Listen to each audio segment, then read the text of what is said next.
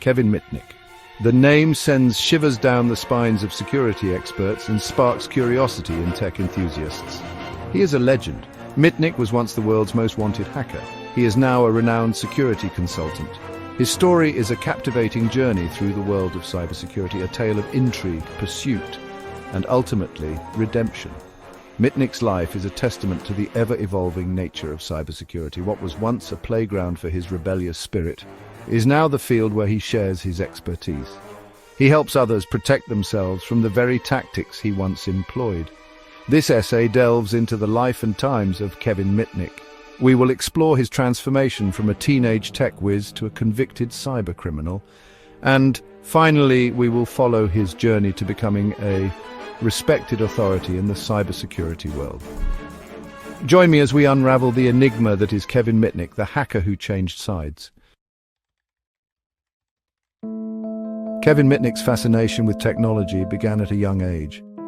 Growing up in Los Angeles, California, he was a bright and curious child. The world of computers particularly intrigued him. At the tender age of 12, Mitnick discovered his knack for manipulating systems. He executed his first hack. This first exploit involved the Los Angeles bus system.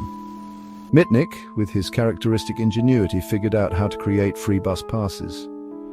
This early success fueled his passion for hacking. It set him on a path that would define his life. Mitnick's early explorations were not just about mischief. They were driven by an unquenchable thirst for knowledge. He possessed an innate ability to understand complex systems. He could see vulnerabilities that others missed. These early experiences laid the foundation for Mitnick's future exploits. They shaped him into the notorious hacker he would become. Little did he know, his journey was just beginning. Kevin Mitnick's hacking career didn't stop with bus passes. He quickly graduated to more sophisticated targets. His playground became the burgeoning world of computers and networks. Mitnick's name became synonymous with daring intrusions and audacious exploits. One of his early areas of expertise was phone phreaking. This involved manipulating telephone systems to make free calls and reroute connections. Mitnick's skills in this arena were unparalleled. He gained notoriety within the nascent hacker community. As Mitnick's skills grew, so did his ambition. He set his sights on bigger targets. Digital Equipment Corporation, a leading computer manufacturer, became one of his victims. Mitnick infiltrated their systems, gaining access to valuable software and information. This brazen act put Mitnick on the radar of law enforcement. However, it also cemented his reputation among hackers. He was becoming a legend. His exploits were the stuff of digital folklore, but his most daring hack was yet to come. By the early 1990s, Kevin Mitnick was a wanted man. His hacking spree had attracted the attention of the Federal Bureau of Investigation. A digital game of cat and mouse ensued. Mitnick, with his exceptional skills, always seemed to be one step ahead. The FBI pursued Mitnick relentlessly. They tracked his digital footprints across networks and servers. Mitnick, however, was a master of deception. He used aliases, exploited security flaws, and employed social engineering techniques to cover his tracks. The chase became a media sensation. Mitnick was portrayed as a digital phantom, a ghost in the machine. His ability to evade capture only added to his mystique. He became a symbol of the vulnerabilities of the digital age. The chase culminated in Mitnick's eventual capture in 1995. He was apprehended at his apartment in Raleigh, North Carolina.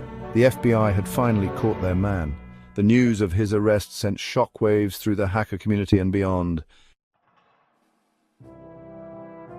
Section 5. Behind bars. Mitnick's time in prison.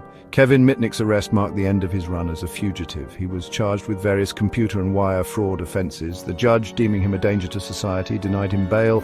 Mitnick was facing a lengthy prison sentence. His time in prison was a period of reflection and transformation. Cut off from the digital world he had mastered, Mitnick had time to contemplate his actions and their consequences. He began to understand the impact of his hacking on the others. Despite the restrictions of prison life, Mitnick's thirst for knowledge didn't diminish. He continued to educate himself, focusing on law and ethics. He began to see the flaws in his past actions. After serving nearly 5 years in prison, Mitnick was released in 2000. However, his legal troubles weren't over. He was placed on probation and prohibited from accessing computers or the internet. Mitnick was determined to rebuild his life, but he had a long road ahead. Section 6. From Hacker to Helper, a new path in security. Upon his release, Kevin Mitnick faced numerous challenges. The terms of his probation severely limited his options. However, he was determined to use his knowledge for good. He sought to transform himself from a hacker into a security consultant.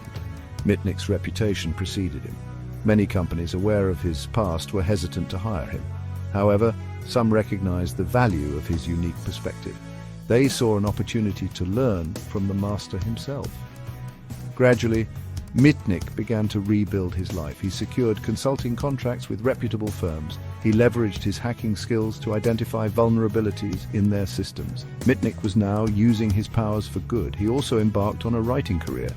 His books, including The Art of Deception and The Art of Intrusion, became bestsellers. Mitnick shared his knowledge and insights with the world, educating others on the importance of cybersecurity. He'd completed his transformation from hacker to helper. Section 7. The Master of Deception, Mitnick's Tactics and Techniques. Kevin Mitnick's success as a hacker stemmed from his mastery of social engineering. He understood that the weakest link in any security system is often the human element. Mitnick excelled at exploiting human psychology to gain access to sensitive information. One of his signature tactics was pretexting. This involved creating a believable scenario to trick individuals into divulging confidential data. Mitnick was a master of disguise, able to assume different personas to gain people's trust. Another key element of his approach was his deep understanding of technology. Mitnick possessed an encyclopedic knowledge of computer systems, networks, and security protocols. He could exploit even the smallest vulnerabilities to gain access. Mitnick's hacking techniques were often simple, yet effective. He relied on a combination of technical skills, social engineering, and a keen understanding of human behavior. His methods highlighted the importance of both technological and human factors in cybersecurity. Section 8. Beyond the Code. Mitnick's Impact on Culture. Kevin Mitnick's story has captivated the public imagination for decades. He has become a cultural icon, a symbol of the rebellious spirit of hacking. His exploits have inspired countless books, movies, and documentaries. Mitnick's influence extends beyond popular culture. His case had a significant impact on the field of cybersecurity. It highlighted the vulnerabilities of computer systems and the importance of strong security measures. His story also sparked a debate about the ethics of hacking. While some view Mitnick as a criminal who violated the law, others see him as a digital pioneer who exposed security flaws. His legacy continues to be a subject of discussion and debate. Mitnick's impact on the world of technology is undeniable. He is a reminder that cybersecurity is an ongoing challenge. His story serves as a cautionary tale and a source of inspiration for security professionals and hackers alike. Section 9. Hero or Villain. The Complex Legacy of Kevin Mitnick. Kevin Mitnick's life and career defy easy categorization. He is a complex figure who has been both demonized and celebrated. Was he a villain who violated the law and caused harm, or a hero who exposed security flaws and ultimately used his skills for good? There is no simple answer. Mitnick's actions, both during his hacking days and his subsequent career as a security consultant, have had a profound impact on the world. He has forced us to confront the vulnerabilities of our digital age and the importance of ethical hacking. Ultimately, Kevin Mitnick's legacy is one of redemption. He has acknowledged the mistakes of his past and dedicated himself to using his knowledge for good. He has become a valuable asset in the fight against cybercrime, helping to make the digital world a safer place. Whether you view him as a hero or a villain, there is no denying the impact Kevin Mitnick has had on the world of technology. His story is a reminder that even in the digital age, the lines between right and wrong can be blurred, and redemption is always possible. Gary McKinnon, a Scottish systems administrator, became known as the UFO hacker. He was born in 1966. McKinnon grew up fascinated by computers and the mysteries of the universe. He taught himself computer programming at a young age. McKinnon's interest in UFOs began in his teens. He devoured books and documentaries on the subject. His passion for UFOs, combined with his computer skills, would later lead him down an extraordinary path. McKinnon's interest in UFOs intensified in adulthood. He became convinced that governments were withholding information about extraterrestrial life. McKinnon believed that by accessing their computer systems, he could uncover the truth. In 2001, armed with basic hacking tools and an unwavering determination, McKinnon embarked on a mission to expose the secrets he believed were hidden within the digital vaults of NASA and the Pentagon. This audacious act would have far-reaching consequences, setting in motion a legal battle that spanned over a decade and sparked international controversy. Gary McKinnon's hacking spree, which took place between February 2001 and March 2002, was solely motivated by his insatiable curiosity about UFOs. He firmly believed that the United States government possessed concealed evidence of extraterrestrial life and advanced technologies. McKinnon's actions stemmed from a deep-seated distrust of authority and a conviction that the truth was being withheld from the public. He viewed himself not as a criminal, but as a truth-seeker on a quest to expose a massive cover-up. McKinnon's interest in UFOs was not merely a passing fancy. He had spent years researching the subject, immersing himself in conspiracy theories and alleged eyewitness accounts. He was particularly drawn to the idea of free energy technologies, which he believed were being suppressed by governments.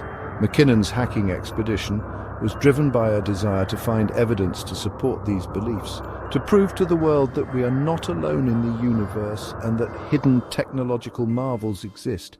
He saw himself as a lone crusader fighting for transparency and the right to know. Gary McKinnon's hacking methods were surprisingly rudimentary.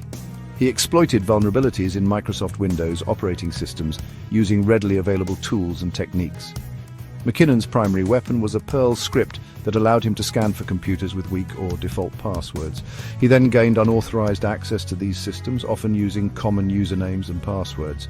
Once inside, McKinnon moved laterally through the network, searching for files and directories related to UFOs and advanced energy technologies. He exploited a security flaw in Windows that allowed him to remotely control computers without leaving a trace.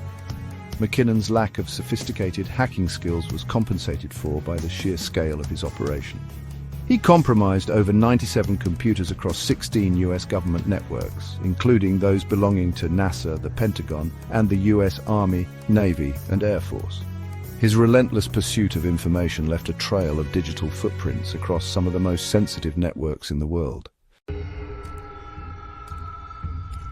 The extent of Gary McKinnon's findings remains a subject of debate. While US authorities downplayed the significance of the information he accessed, McKinnon himself made startling claims. He alleged to have uncovered evidence of a secret US space fleet hidden within the files of a naval network. McKinnon claimed to have seen spreadsheets listing non-terrestrial officers and details of ship-to-ship transfers that could not be attributed to any known earthly vessels. Furthermore, McKinnon claimed to have stumbled upon high-resolution images of UFOs carefully concealed within NASA's archives. He described these images as being of exceptionally high quality, far surpassing any publicly available UFO photographs. McKinnon's claims, if true, pointed to a concerted effort by the US government to conceal evidence of extraterrestrial life and advanced aerospace technology. His supporters argued that this information, if released, could revolutionize our understanding of the universe and our place within it. Section 5. Caught in the crosshairs, the arrest and legal battle. Gary McKinnon's digital exploits did not go unnoticed. In 2002, the US authorities caught wind of his activities. The FBI traced his hacks back to his home in London, where he was living with his girlfriend. They were shocked to discover that the mastermind behind the largest ever breach of US military computers was a self-taught hacker operating from his bedroom. In November 2002, McKinnon was arrested by the British National High-Tech Crime Unit at the request of the US government. He faced extradition to the United States on charges of computer hacking and causing millions of dollars in damage to government systems. The US authorities sought a harsh sentence, seeking to make an example of McKinnon to deter future cybercrime. What followed was a protracted legal battle that lasted over a decade, becoming one of the most high-profile extradition cases in British history. Section 6. Threat or curiosity assessing McKinnon's actions. Gary McKinnon's case sparked a heated debate about the nature of his actions. US authorities painted him as a dangerous cybercriminal who had jeopardized national security. They argued that his hacking had caused significant damage, disrupting critical systems and potentially compromising sensitive information. The US government sought to extradite him and impose a lengthy prison sentence, arguing that anything less would undermine the seriousness of his crimes. McKinnon's supporters, however, argued that he was a harmless eccentric driven by curiosity rather than malice. They pointed out that he had not destroyed any data or profited from his hacking. McKinnon himself maintained that he had acted ethically, only accessing information he believed the public had a right to know. His supporters argued that extraditing him to the US, where he faced the prospect of decades in prison, would be a disproportionate punishment for a non-violent offense.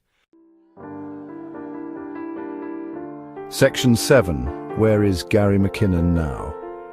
After years of legal battles and appeals, Gary McKinnon's extradition to the United States was ultimately blocked in 2012 by then Home Secretary Theresa May. The decision cited concerns about McKinnon's mental health and the risk of suicide if he were to be extradited. May's decision marked a significant victory for McKinnon and his supporters, who had campaigned tirelessly for his release. Since his release, McKinnon has kept a relatively low profile. He has spoken out about his experiences, advocating for reforms to computer crime laws and highlighting the need for greater transparency from governments. McKinnon continues to maintain that he found evidence of UFOs and advanced technologies during his hacking spree. He remains a controversial figure, hailed as a hero by some and condemned as a criminal by others. Section 8. Beyond the headlines, McKinnon's impact on pop culture and law. Gary McKinnon's case had a significant impact on both pop culture and legal reforms.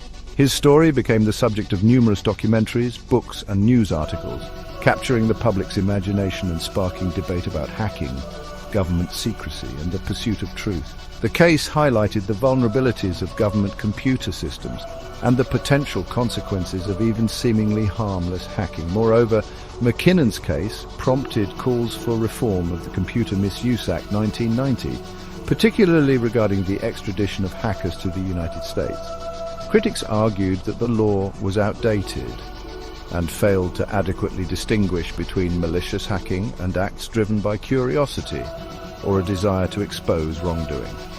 McKinnon's case served as a catalyst for a broader conversation about the balance between national security and individual rights in the digital age. Section 9. Hacker or whistleblower, the legacy of Gary McKinnon. Gary McKinnon's legacy remains complex and contested. Was he a reckless cybercriminal who put national security at risk, or a curious idealist who exposed government secrecy? His actions continue to divide opinion, with some viewing him as a hero and others as a criminal. Regardless of one's stance, there is no denying the significant impact his case has had on our understanding of hacking, government transparency, and the limits of the law in the digital age. The debate over McKinnon's motivations and the significance of his findings is likely to continue for years to come. His case serves as a stark reminder of the power of curiosity, the allure of the unknown, and the ethical dilemmas posed by the digital revolution. Whether hailed as a hacker or a whistleblower, Gary McKinnon's story will remain a cautionary tale and a source of fascination for years to come. It is a story that forces us to confront uncomfortable questions about the nature of truth, the limits of freedom, and the price we are willing to pay for our beliefs.